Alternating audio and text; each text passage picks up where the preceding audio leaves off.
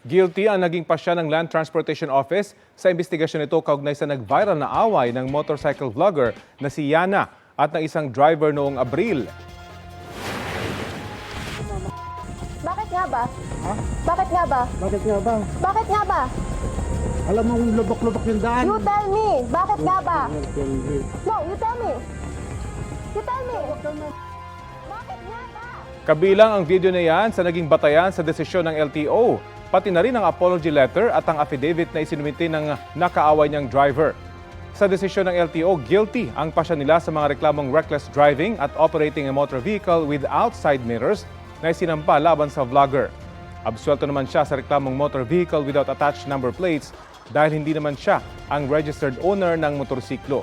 Kaya alinsunod sa desisyon, mananatiling suspendido ang driver's license ni Yana hanggat hindi niya isinusuko ang ginamit na motorsiklo sa viral video na inamin niyang hindi kanya. Suspendido rin ang license plate ng motorsiklong nakarehistro kay Yana at pinapakumpiska yon sa mga otoridad. Pinagmumulta rin siya ng kabuang 7,000 piso para sa dalawang offense. Wala pang pahayag ang nasabing rider.